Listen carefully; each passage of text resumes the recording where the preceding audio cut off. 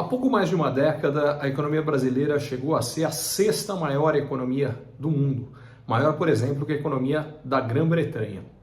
Mas, de lá para cá, ela despencou e não só teve um crescimento econômico medíocre, bem na verdade ela se tornou menor do que ela já foi, e, para piorar, teve uma grande desvalorização do real em relação ao dólar. Como essa medida é calculada em dólar, o resultado é que o Brasil foi ficando para trás de vários países e chegou a ser a 13ª maior economia do mundo. Uma queda muito significativa.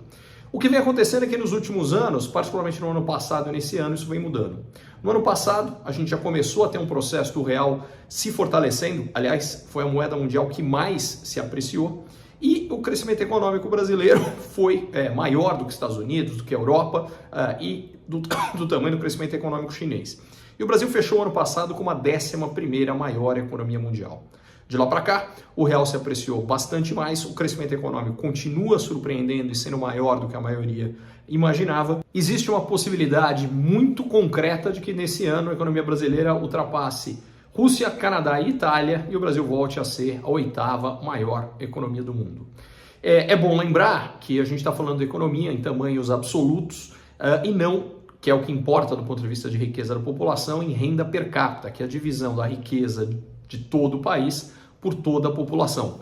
O Brasil tem uma renda per capita bastante inferior à da maioria dos países que tem economia maior do que a deles. A exceção é a Índia, que aí tem uma população muito maior do que a brasileira e mesmo com uma renda per capita menor que a brasileira, hoje tem uma economia maior do que a nossa. Mas em geral o que acontece é o contrário. O Brasil tem uma economia, mesmo que ela ultrapasse a economia, por exemplo, da Itália, do Canadá e mesmo da Rússia, dado que todos esses países têm população menor do que a brasileira, a renda per capita desses países é maior do que a nossa e ainda por cima o Brasil tem uma distribuição de renda pior do que a deles. Ainda assim, é uma ótima notícia que a importância da economia brasileira esteja voltando a crescer. Que isso se sustente, e para que isso aconteça, a gente precisa adotar políticas econômicas sólidas, garantir o equilíbrio das nossas contas públicas, tomar medidas que aumentam a competitividade brasileira e com isso o país se torna mais rico e os brasileiros também. Melhora de vida para todo mundo.